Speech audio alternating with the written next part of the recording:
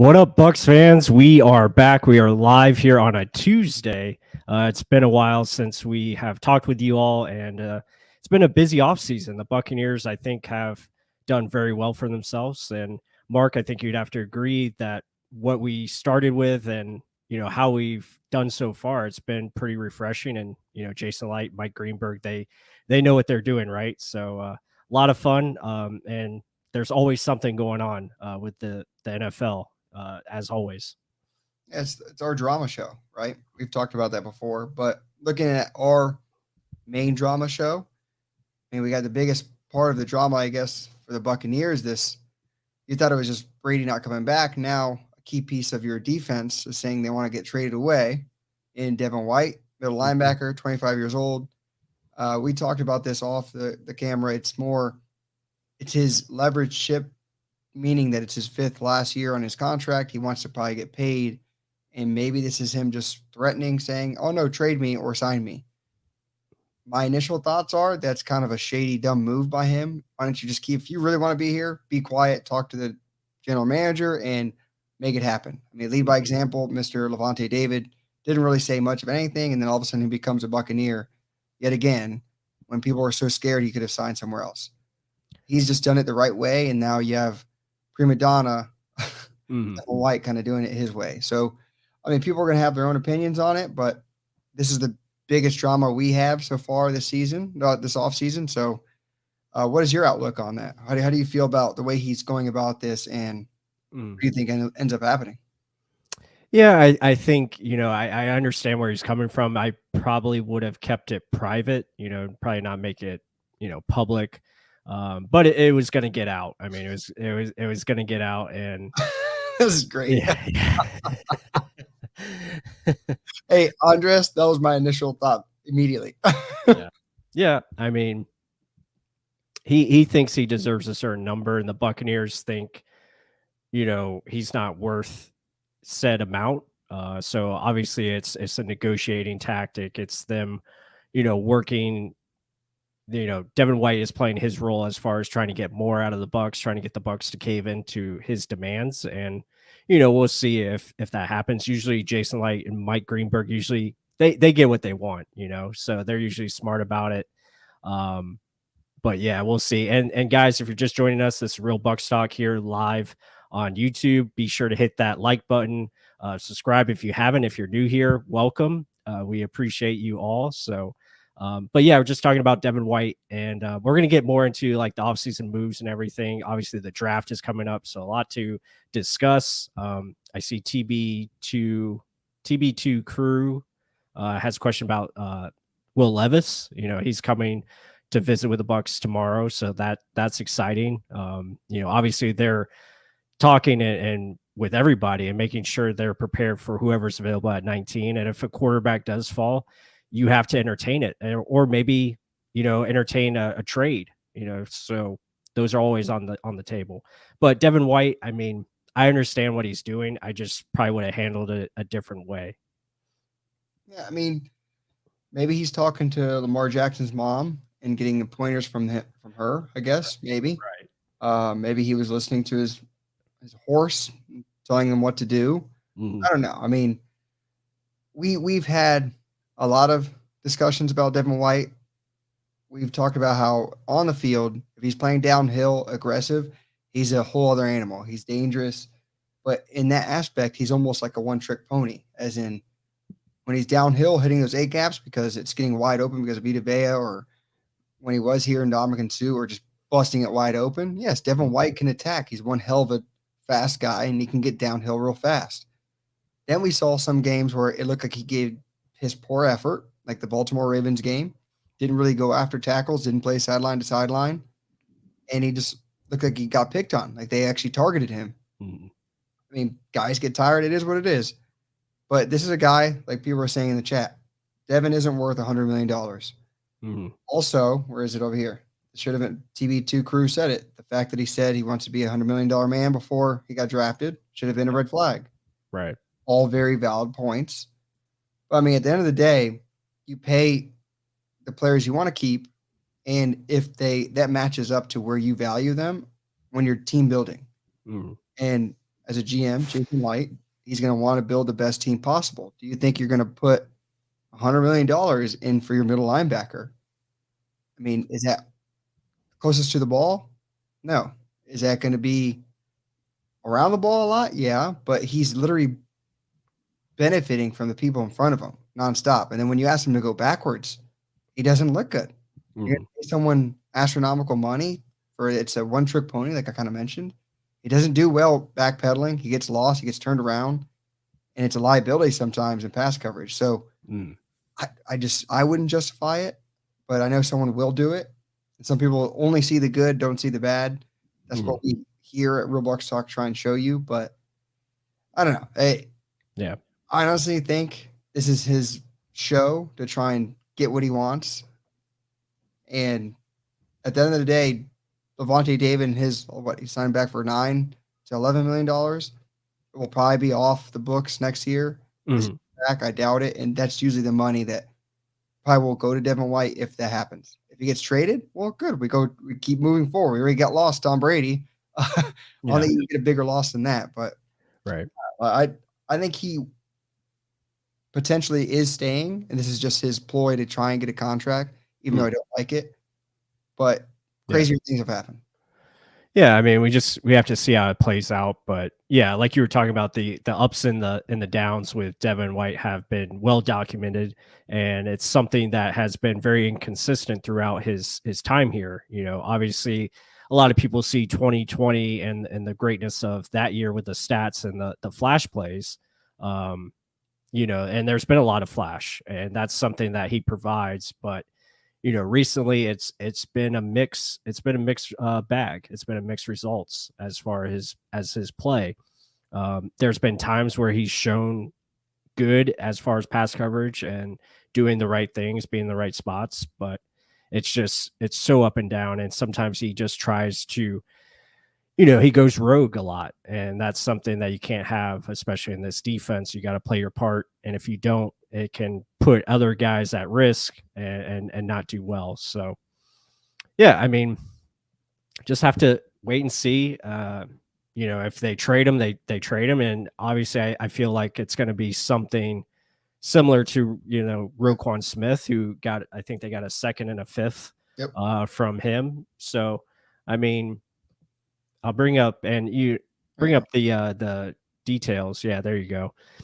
So yeah, there's the trade there, and that's something I think the Bucs will definitely look for as far as similar compensation, whether maybe it's a third and a sixth, or you know, something in that range where they try to get multiple picks back, or it could be a future pick. You know, maybe they trade him to one of these teams that have multiple first round picks. I don't know if they'll get a first round pick. That's probably too high. You know, depending on the contract talks and negotiations and what Devin really wants and who wants to pay him that much money, that's going to be, you know, the question. But let me see if I can add this here. There we go. This is, I'll zoom in a little bit. This is Roquan Smith's contract, his new deal. So he just got 5 years, $100 million. And you look at the contract there, I mean, the cap number, good this year, $9 million, that's reasonable. But as you get further down, you know, obviously $22 million for one season, that's a lot. It's a high value for a linebacker. I mean, you got to hope like Roquan Smith's making high-end plays consistently, you know, making turnover plays and doing all those things, which he's good. I mean, he's worth that type of money because he's been more consistent, you know, throughout his career. So yeah, just, are you willing to pay that to Devin White? And it hurts your team, you know, because other positions I would say are more valuable than an off-ball linebacker. You know, especially, you know, playmaking. You want those playmakers at your defensive line. You want it at cornerback, etc. And that's where your resources have to go. And I'm not saying that Devin White's a bad player. Devin White, when used correctly, is an animal. He is a game changer and a run game eraser. I mean, that's what he's good at. Downhill, getting after the quarterback, getting the running back in running lanes, stuffing those running lanes. He's great at those things. not everyone's perfect. I mean, neither is Roquan. Roquan has size issues too. He's a speed guy as well, but he's a lot better backpedaling. He does a little bit of everything. Does he get after the run as much as Devin White does? No, not many do. He's one hell of a player in that aspect, but he benefits because this is the type of defense that we run, and it's centered around what he does best. It would be his benefit to stay in a defense that's centered around him, but Yeah. I mean, money talks, right? So everyone's like, "Oh, you're in this to get your money for your future, for your family." Okay, and it's all good, and go ahead and do it. But sometimes, I mean, you're young, get your contract, whatever. You got to find a happy medium. And if it's just pushing the team to try and get leverage to be selfish in a team game, I don't want that either. So, yeah, I'm looking at this at a team, even though I like Devin White on a player basis, it's just not worth that. Yeah. And if you're being a team builder, you can't do that. And I would be expecting the same thing Roquan Smith got, a second and a fifth. I wouldn't accept it any lower, and I just say, okay, we'll play this, okay, and we'll see if we can sign you next year. But we'll see. Yeah, and also, you know, the big factor here is if the Bucs do trade Devin White, they get 11 million in cap space. So when you look at that aspect, free. You know, you get 11 million back, and you could add a linebacker, a veteran linebacker out there. You know, Jeremy talks about Miles Jack as someone that could come in and play. So there's options. I mean, I know Deion Jones is out there as well. I know, Mark, you talked about him too. Again, not the same player that he used to be, but again, you never know. Like if he's in a better scheme that fits his role, and this is a scheme that probably would make him better, yeah, maybe it makes sense. And then there's always the draft. You know, you have linebackers in the draft that could be drafted and, you know, add athletic ability, or, you know, someone that you could develop. I don't think I know someone mentioned KJ Britt. I don't think he's the answer, just because just not the type of athlete that they need. And that's been shown on tape. You know, good, solid special teams player, but just not a guy that's going to be what you need at that spot. So there's options, and it's really in the Bucs' court. I want to see what they do going forward. Good point there. John V said if you walk next year, you probably at least get a third round pick, and the compass. Yeah, for sure. Yep, definitely. So the Bucs have the leverage, in my opinion. I think they have the options. So just gotta hope they don't cave in, and I don't think they will. No, they shouldn't. I mean, they don't have the money to do it regardless right now. So I don't know what he's trying to push. Yeah, I mean, if they do an extension, they would get caps. Yeah, they would get cap space. But kind of like how Roquan's contract is, like base salary right now, 4.5. Right. It's going to keep going up. Yeah. Yeah. So definitely. So yeah, I mean, those are our thoughts. Yeah, feel free to keep commenting down here in the chat. Let us know your thoughts on that. But let's transition. Let's talk about just the off season that the Buccaneers have had so far. And let me bring this up here. There we go. And you guys can see that. So, I mean, they've done pretty well so far with what they had to work with. Again, not a lot of money to start off with, but you're bringing back, you know, key pieces: Nick Leverett, Anthony Nelson, Levante David. You go out and you sign Chase Edmonds. You get back Jamel Dean. They let go of Leonard Fournette and Cameron Brate. We all expected that. Get back, you know, key reserve players in Cam Gill, Patrick O'Connor. You get Greg Gaines, which is a huge addition. We love that move. We already talked about Levante being back, DeAndre Sanat, and then you also sign a kicker here, Chase McLaughlin, who's got a good leg, power leg, strong, and pretty accurate. And then Ryan Neal, the latest move, which let's talk about that to begin. I think that's a huge addition, because what that does, we all know we needed a safety, but it gives you just more flexibility, right, in the draft, where you can address more positions. And I wouldn't be surprised if the Buccaneers bring in an offensive tackle next, you know, as far as free agent, you know, just to shore up that need, because I know a lot of people are talking about, you know, offensive line in the first round, and yeah, that definitely could be possibility. But I wouldn't be surprised if they bring in, a veteran at that spot.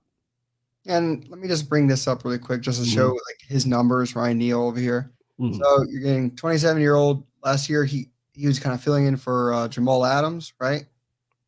Jamal Adams. Right. Yep, Yeah. yep, it was. Yep. Um, guy just keeps getting hurt every year, and they just try and find someone to fill in. And did he fill in? Yeah, in a big way. I mean, Mhm. you look at safety numbers, you're not looking for crazy 100 tackles. Like people expect that almost from every position. It's more what impact did he make, and he played like everywhere, inside the box, up high, in slot, like, and he covered good tight ends. Like he would cover George Kittle very extremely well, and just be a nuisance. And they couldn't get him off the field. He just stayed there and just planted himself. I mean, Mhm. he had the forced fumbles, he had a sack, he had QB hits, tackles for loss. He kind of chalked it up everywhere, and they used him as a puzzle piece. And they tried to bring him back. They had him as a restricted free agent, and then they just let him go. Mm. And the Bucs, one day later, pounce on him. So Yeah. clearly, we were doing our homework on him, and they're like, "Holy crap! I can't believe this is an opportunity." And it sounded like he feels the exact same way. Like he's happy to be here and sees our defense as next level. Like they were just in the Super Bowl a couple of years past removed, and there's a lot of good pieces still here. Yes, Devin Mhm. White's part of that, but either way, Todd Bowles hell of a safety coach, and now he gets another piece to kind of coach up. Yeah, yeah, for sure. I like the fit. I like that he's from Tampa, um, or he has a home here in Tampa, I should say. And it was a nice fit, and he talked about working with Todd Bowles as the big piece, and I think it's the versatility that he provides. He can play in the nickel, he can play strong safety, he can play a little bit of free safety. So it allows Antoine Winfield to be more of himself, Mhm. to be that free safety. And yeah, I love the addition. And now in the draft, you can be more than just Brian Branch at 19, and maybe it still ends up being that way. They could still add Brian Branch, and you have a hell of a secondary if you do that, because again, he would take the slot, and you could have, Ryan Neal play that star role where he's down in the box and kind of Jordan Whitehead-esque, Yeah. where it just allows you to do so many things. But yeah, I love it. And, overall, I mean, their offseason has been pretty solid. Getting Greg Gaines, I think, is huge. That's a move that it's going to help out Vita Vea and others, and just that rotation, getting Pat O'Connor back, Sanat back, just good quality depth. Same thing with Anthony Nelson. They traded Shaq Mason. So the offensive line is kind of in question right now. You got to, find out who's going to be your left tackle, who's going to be, the guards, surrounded by Ryan Jensen and Tristan Wirfs. Is Tristan Wirfs going to left tackle? We Yeah, we don't likewise. we don't know yet. So that remains to be seen. And then on the defensive line side, I mean, I think there's still question marks at edge, as we have discussed plenty on here. Cam Yes. Gill, yeah, Cam Gill, I thought he was about to break out last year, but couldn't stay healthy. That's been his biggest thing. So maybe he takes a step up. But when you look at who they visited with as far as draft prospects, it's been a lot of edge players, which Yeah. is nice. They met with Nolan Smith so far, King Felix we've talked about. They've also met with Lucas Van Ness from Iowa, BJ Ojolari. So a lot of these guys they've talked with and brought in for top 30 visits, which is good. And then obviously, the quarterbacks, Hendon Hooker, Will Levis, they're doing their homework on the QBs, as a potential possibility, because it's smart. You draft for the future, right? You have to look at beyond just this year, and that's something that Jason Light, I think, has done in the past. When you look at guys like Alex Kappa, you look at Luke Gedeke, um, Kyle Trask, even all these guys were for future years. Robert Hainsey, future years. So I think you can't rule anything out right now, and I think that's the best part of it. They have all options on the table, which is what you want. And I like how you said that they could bring in a tackle as well. Mhm. I hope they do. I mean, so your whole it's best player available. It's how it should be almost every draft. Right. It's if you align it that way. I mean, sometimes some teams can't do it, and either because they're cash strapped or players just don't want to sign with them. They can't get the proper players to do that. Yeah. You're in a good position. They've drafted fairly well. Like the past 2 drafts haven't been home runs, but Yeah. I mean, overall, they've been drafting pretty well for years, and it shows right now because there's a lot of good positions that are filled, and we've re-signed. Yeah, the middle linebacker issue is a pretty big deal. I mean, do they draft one this year in a high pick, like day 2, showing, okay, yeah, if you're gonna call for us like that, we'll do this as well. Potentially could happen, and maybe he is doing this on purpose so that teams do throw. Maybe this is a ploy from both sides. Like, okay, fine, we'll throw something at Devin White. We'll give you a high second round pick or something like that. You never know.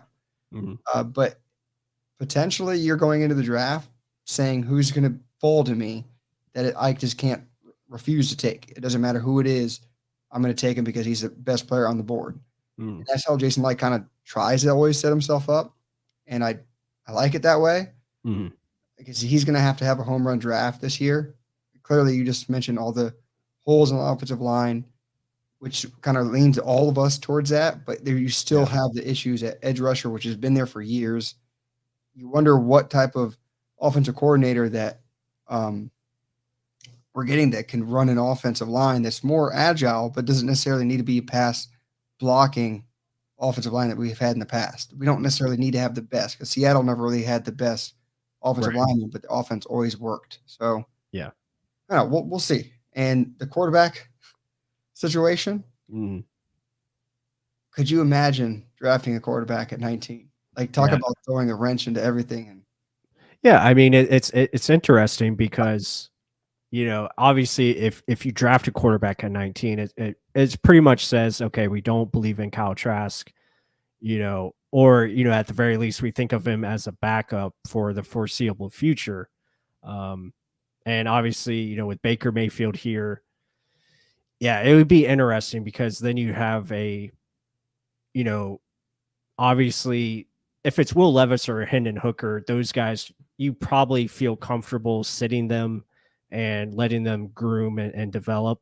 I don't think there would be pressure. Well, I don't know. It'd be tough because again, first round pick, you want that guy to play. So obviously there's going to be chatter from the fans. There's going to be chatter from, the front office to get that guy in there.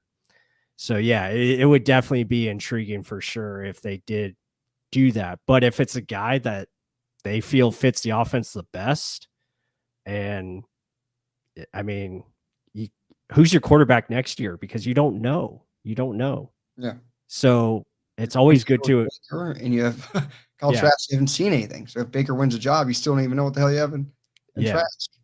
Yeah. Yeah. It's a tight slope to run across for sure but at the same time, I mean, you gotta make sure you have a guy, and if they feel confident that one of these guys is it, then yeah, you pull that trigger and see what happens. So, but then again, you look at it this way: no one expects the Bucs to do well at all this year. Some people think we're going to be playing for the first pick next year. Yeah. So I mean, in that scenario, yes, take a damn quarterback, have him sit and learn behind Baker and Trask and just learn the game. And then next year's his year with a first overall pick potentially, or a really high first pick because we aren't going somewhere. I mean, anything is available. Like if Will Levis makes it down to 19, and you're getting comps from like Josh Allen to Carson Wentz or like the kind of range, big, fast, agile, can make every throw, just decision making and. What do you got? Right. So it's intriguing. Does Canales say, holy hell, this is a type of runner that I like that can fit in my offense and make every throw? I can just dummy it down and really simplify everything for him. Maybe he's like, hell yeah, I'll take that if that's what I need. And let's move forward with it because we know with upper management that we have time to actually can develop things. I could see that. So there's no craziness that can happen right now because we had 3 years of really good success, and it was led by the greatest to ever do it. Now you're in limbo. You don't know what you have or what you're going to move forward with because Mike Evans isn't getting younger. You don't have a quarterback. The defense is now kind of going in a question mark of Devin White's wanting something that no one else wants to give him. Mm-hmm. And Levante clearly next year is probably not going to be there. Yeah. So you got to figure out what direction you're going to go. And right. Yeah, my it'll be exciting. Yeah, no, for sure. My point is like, and I always tell you this is nothing is guaranteed in this league. You know, nothing is for certain in the NFL. So if you have an opportunity to put an investment into the quarterback position, which is one of the premium positions in this league, and you have an opportunity to add to that where there's potential to find that guy, to find the star quarterback, you take that chance. And especially at 19 and also with a 5th-year option, that clock, it just helps so much with the salary cap and et cetera. So I could definitely see it. I could also see it where they try to get another team to trade up for him if they want him real bad and you get more picks. You know, those are always on the table. So yeah, it's just cool that they're looking at all those those avenues, making sure they're crossing their T's, dotting their I's, and being prepared. Yeah, but I'm also the one saying if someone takes Anthony Richardson top 5, you're an idiot. So to answer this question, TB2 Crew said, but I have to ask you this, Mark, if you're going to tank for the top 5 pick and get Caleb Williams, why grab QB this year? So, and that's a valid question, but the thing is, I still don't think we're going to be a top 5 pick. Right. Given what our quarterback situation is, we have no clue what the offense is. We know Bowles is good on defense. We know how consistent that can be. If there's any movement on offense, this is still a fairly average team, like an 8-8, 8-9 team, like we were last year. Right. I'm not saying, because Tom Brady got us all the 8 wins. Yeah, but a majority of them he got. If you have any offensive system that is different, you're going to benefit from that. I mean, look at the Giants last year. Daniel Jones did not put good numbers up, and he's a $40 million quarterback. Insanity to me. Yeah. That's just ruining your team there. So yeah. It is very much possible the offense can move, even though our offensive line has questions. Baker and Trask, who's it going to be? I still think they're not going to be a top 5 pick based on how much talent's on the defense, Devin White or not. There's pieces. Your 2 corners are there. You have your centerpiece in Winfield covering the top side of your defense. Vita Vea, Shaq hopefully comes back healthy. JTS. I mean, you have pieces, not to mention your draft. So I don't know. I just don't see it likely we're a top 5. And if you do draft a quarterback, I'm not saying 2, you can find a way to get him more weapons or offensive line help. Find ways to get a more elite talent in here.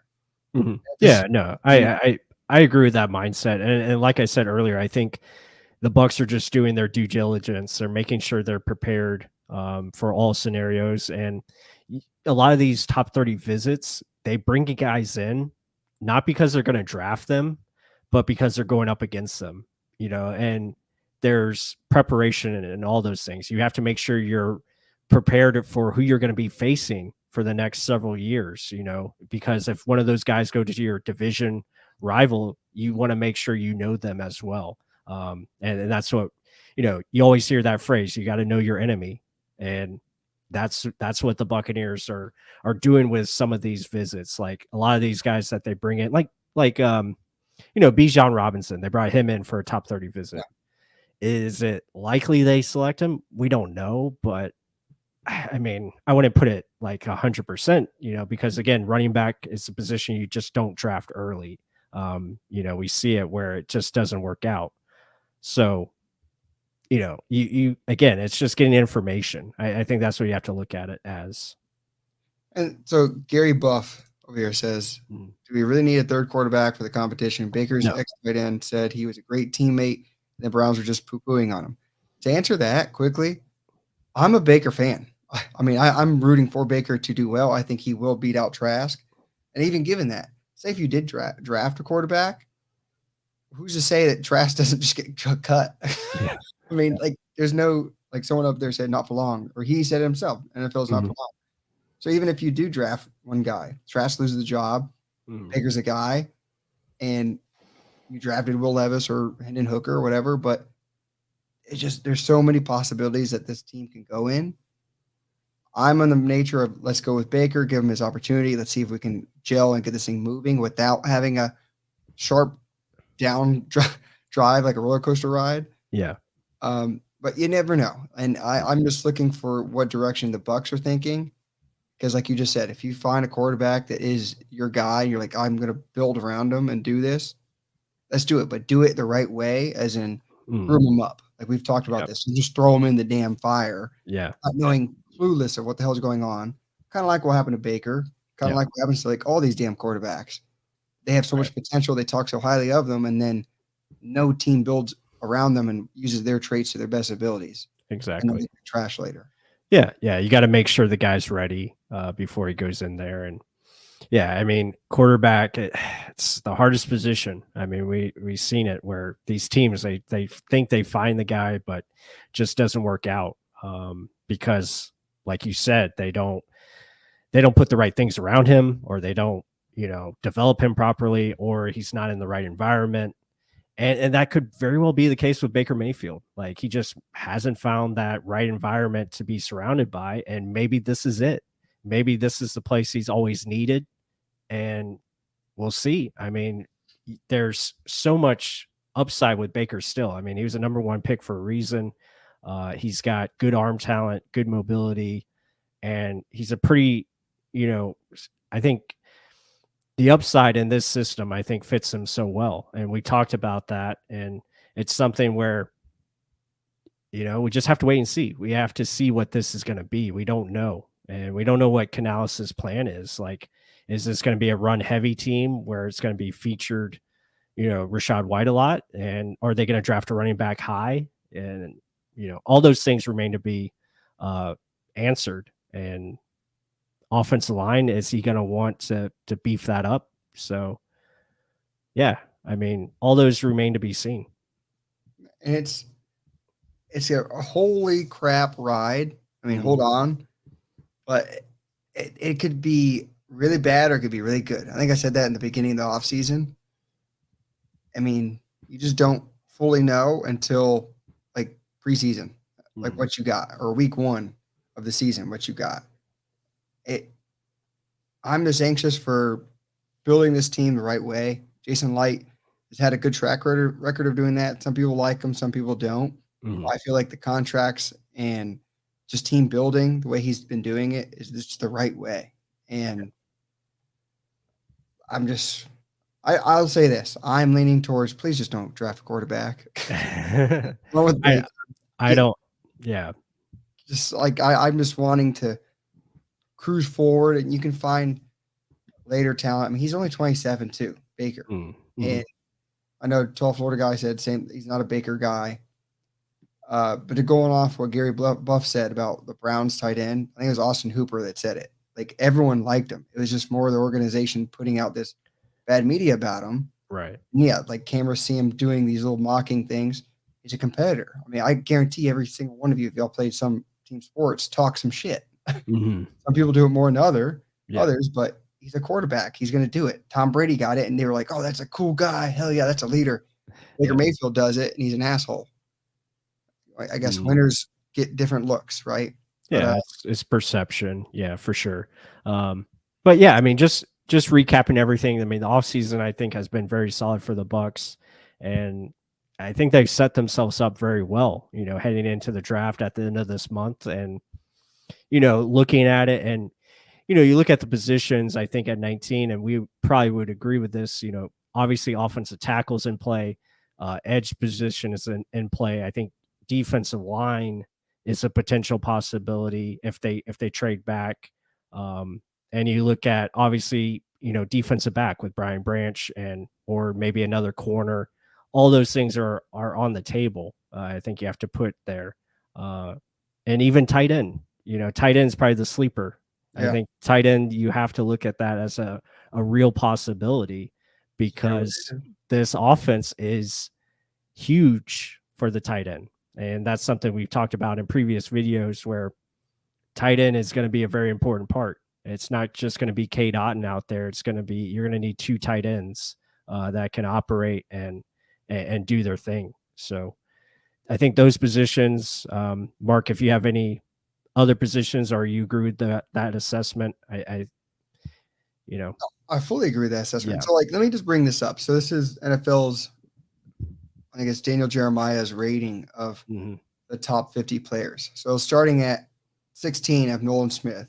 Right. I think we've talked him up left and right. We need edge rush help. Yeah, he'd be a home run pick. Right. What a way to bring some speed on the outside, get some pressure away from your middle guys, get him to be eating against one-on-ones.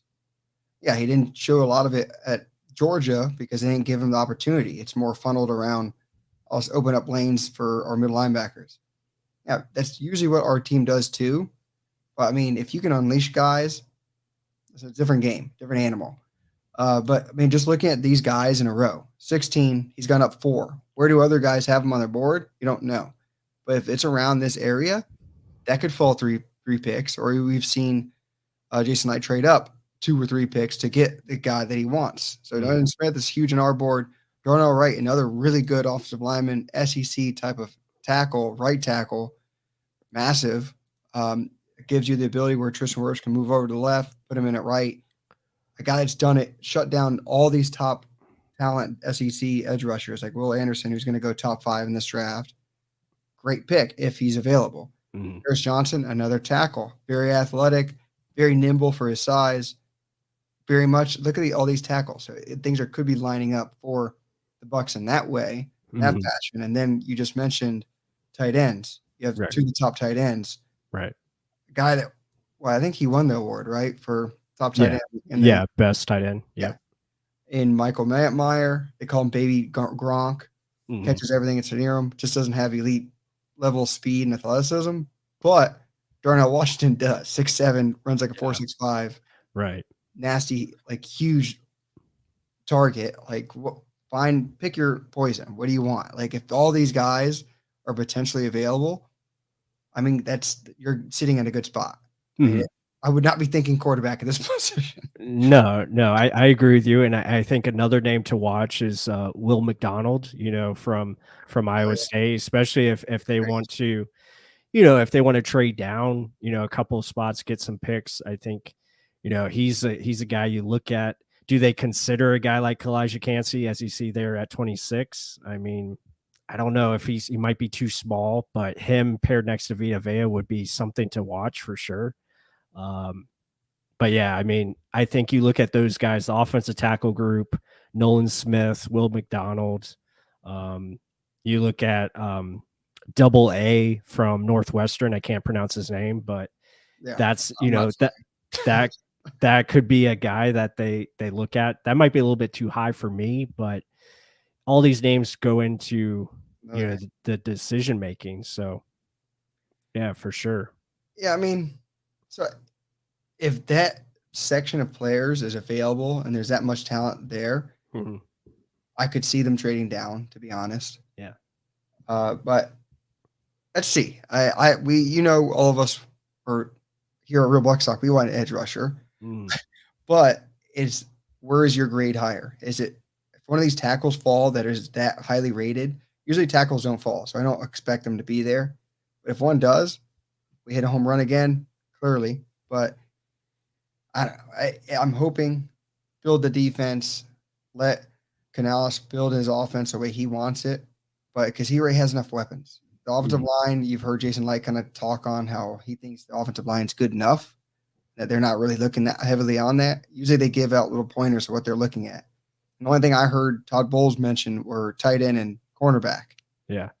So, and also edge rusher. He talked about needing more sacks from the outside linebacker position. So, and you look at their visits, that's what they've brought in so far. It's been a lot of edge rushers, a lot more speed, and I think that's something they're looking for. And that's why I love the Ryan Neal addition, because he brings that speed factor. He has more athleticism than a Mike Edwards and just more versatility to bring to the table.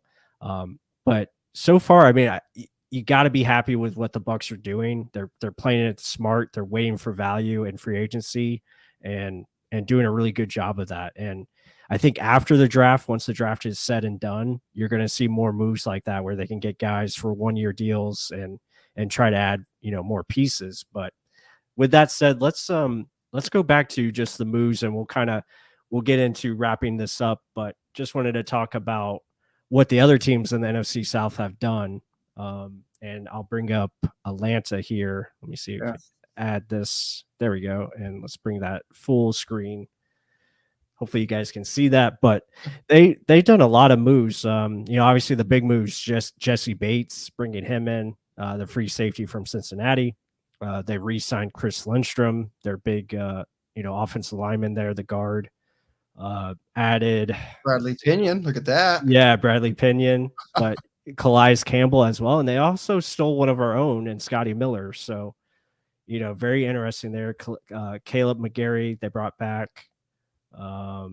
So yeah, I mean, they've had a solid offseason. And then today they traded for Jeffrey Okudah from the Detroit Lions to bolster their secondary there. So now they have a potential, 1-2 punch with Terrell and Okudah. So yeah, I mean, solid offseason for them so far. They've been aggressive. Taylor Heineke, mentioned him, so he could be a potential quarterback for them. But I think they're going to probably lean towards Desmond Ridder. We'll just have to wait and see if they draft a quarterback or not. Yeah, what you don't see is them trading for Lamar Jackson. And Right. They're waiting. Yeah, exactly. And obviously, you see there they let go of Marcus Mariota. Obviously, he signed elsewhere. Let's go to Carolina. Let's see. Their big moves were, let's looking at it here. They got Hayden Hurst, brought in Shai Tuttle from New Orleans. I think that's good. DJ Shark. And there's something else I'm missing here. Didn't they make another? I thought there was a trade with them. Maybe not. Yeah, it's not ringing a bell for me. Okay. But I mean, they've made some moves, and obviously adding, to the offense with Shark, that's intriguing. Yeah, they traded away DJ Moore. That's what they did. That's right. Yeah. Lost. Yeah. So they got the first pick. That's the big move, right? And obviously they're going to bring in a quarterback. Is that going to be Anthony Richardson? Is it going to be CJ Stroud? Bryce Young?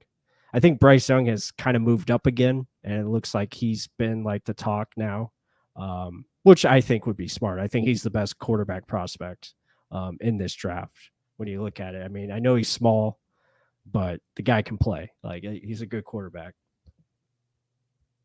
Jeremy Lowe said Adam. Oh, yeah, there you go. Yeah, they signed Adam Thielen. So it looks like there's probably some missing transactions on here. But this is the Saints so far, what they've done. They brought in Brian Edwards, the receiver, Malcolm Roach, Nathan Shepard, Kalen Saunders. I think that's an underrated move. Obviously, their big move is Derek Carr.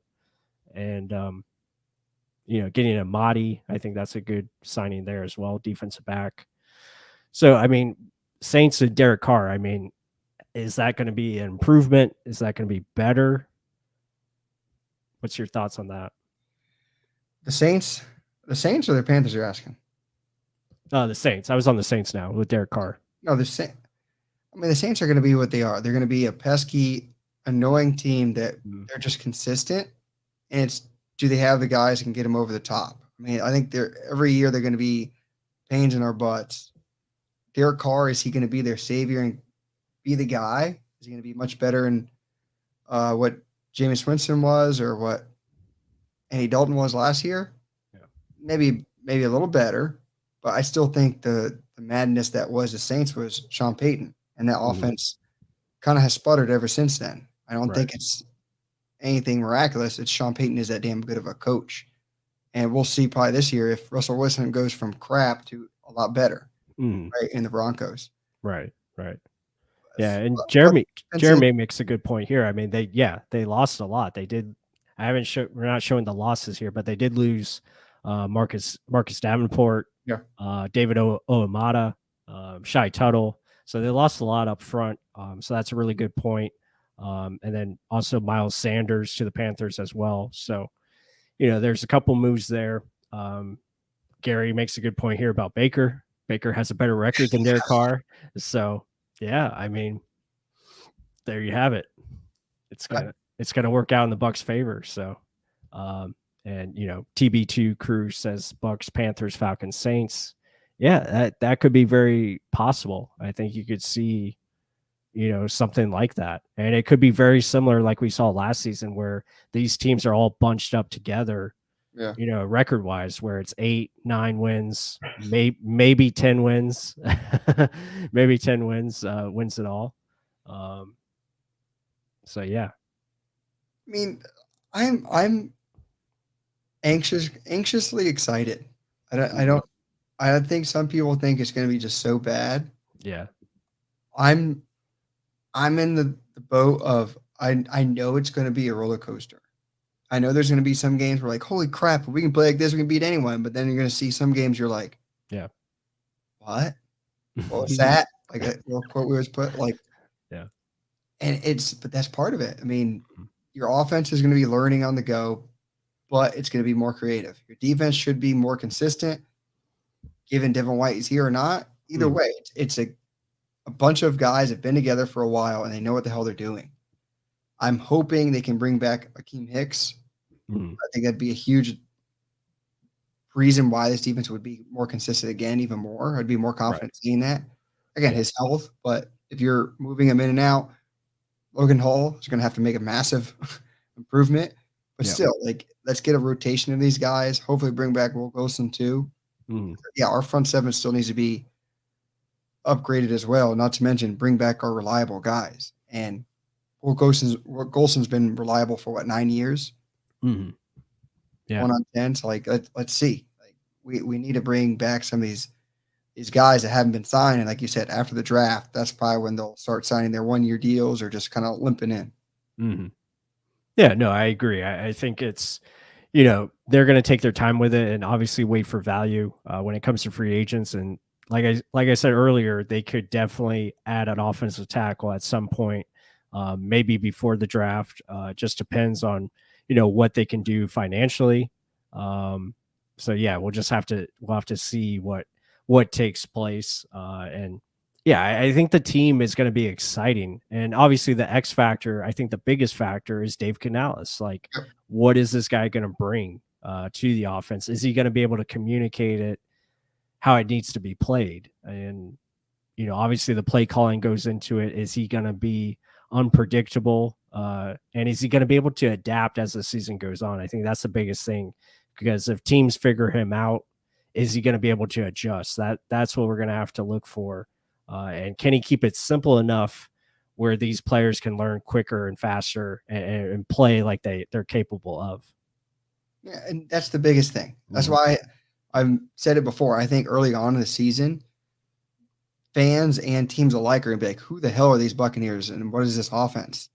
Because it's just, we went from a dinosaur, a fossil offense that is so predictable, so okay, they're going to go to this. Oh, they're moving in motion. What idiots! They're going to do this. Cokeef's back there. They're going to do this. To now, motioning at the snap all the time. Right. Like, just literally running so much, like things that you've never seen. Yeah. That's going to throw people off. It's when teams start realizing their tendencies and, oh, Baker's really good at this or Trask really good at that. They're going to keep pushing this. Right. And they counter that. Do we have an answer for that? That's the thing. The sputter. That's when I think that roller coaster ride is going to get really violent. But early on, I think you're going to see some good things. It's how do they adapt to it? Because the defense is going to be good enough. Look at your back end now. You have Dean and Davis just sitting pretty, top 2 corners. You have Winfield and Ryan Neal right now, 2 dependable safeties. I mean, you're looking good. Just get them someone that can pass rush to speed up the process to either get sacks or get interceptions. That's winning football. But let's see what the direction the Bucs go. Yeah, I think that's in line with the plan that they want. And I think that's going to be a big factor in this draft. They want speed. They want more, physicality, and guys that know where to be, know how to play the game. So I think that will be a big emphasis.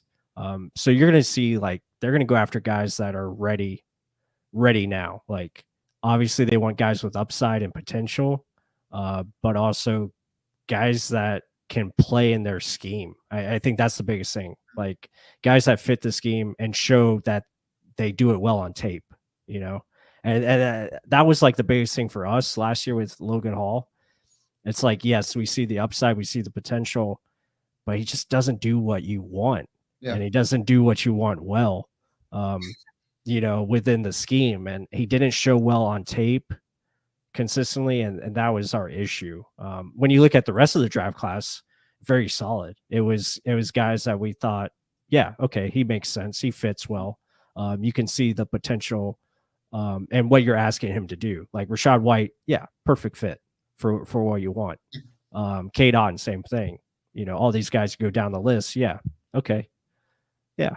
And it's also like bringing back Devin White full Mhm. circle.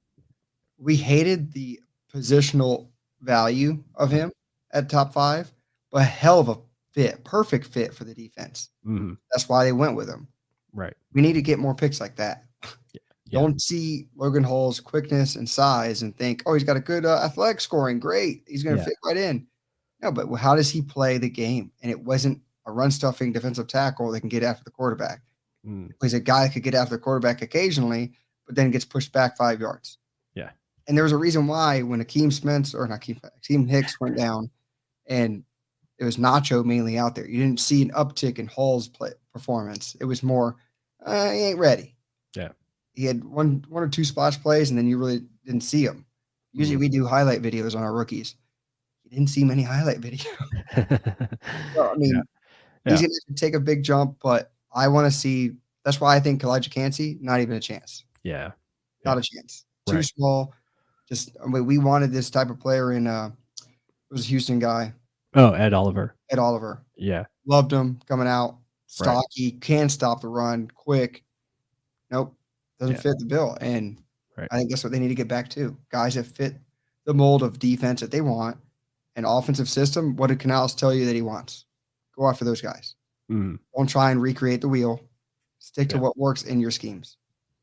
Yeah, definitely. That's what I think you look around the league, that's what good drafting teams do. You know, you look at, just look at the Eagles and the Chiefs. I mean, that's what they do. They find guys that make sense in what they want, as far as scheme fit, all those things. And obviously when you draft so well, it gives you opportunities to go outside of that box and draft like tremendous athletes or tremendous size or what have you, like Jordan Davis, for example, like being able to draft that guy because he's so big and mammoth and he's just a freak athlete. It gives you those opportunities to draft that because you have such a talented, deep roster that you can do things like that. So I think that's very important. And, case in point, when some teams say that, oh, they're reaching for this guy. Yeah. How? If it fits their defense or their offense to a T or what they ask their guys to do, like that's what Seattle got called for all last year. Oh, they drafted the cornerback way too early, even though he's got a great time speed. That's a little early for him. And he almost gets defensive rookie of the year. Yeah. Right. And then the running back they took all speed for days and they use them the right way. Like, it's finding ways that we're going to use these pieces that we draft, not just, okay, this guy's really big. Let me put him in there. Yeah. Like, there's got to be a plan of attack, not just get mesmerized by them running around in their panties in the combine. Yeah. Yeah, no, agreed. Completely agree. And yeah, I mean, that's pretty much been the offseason so far for the Buccaneers, though, and around the NFC South. And you got to feel confident as a Bucs fan, with what they've put together so far.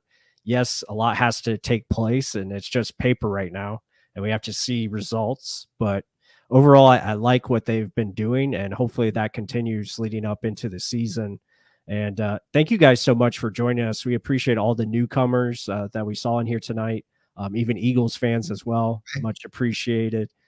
We appreciate the support. Be sure to hit that like button and just comment down below. I know we've been kind of up and down with the content lately, and that's a lot just due to life in general. Unfortunately, wish we could do this full time as our job, but we have day jobs as well, and it's just been a lot of hectic stuff going around. But again, that's no excuse. We try to be the best and put out great content for you guys, and we always appreciate the support. We're going to try to get back more to draft content because we know that's ramping up, and we got a lot to cram in and be prepared for our live stream on draft night that we plan to do. So yeah, lot coming up, and it's going to be a busy couple of months, especially even after the draft, where we do more breakdowns and stuff of that nature.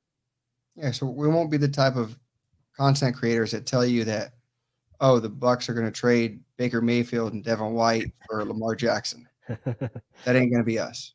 I can't believe some of the crap you guys have to see and then start buying into. Like a lot of talking heads that just spit crap. Throwing crap at the fan, hoping something sticks. Yeah, exactly. But anyway, I think that's going to do it for us tonight, guys. We appreciate, again, you guys joining us and all the support, the love, and we're going to continue to keep this train rolling and try to get more out there for you guys to watch and entertain you. That's what we're here for, but also to entertain you with facts, like Mark said, and try to keep things real and keep it real within our name as it is Real Bucs Talk, and try to give you logic and realistic scenarios, to say the least. But anyway, with that said, hope you guys enjoyed it, and until the next one, Go Bucs, guys. go Bucs. Good night.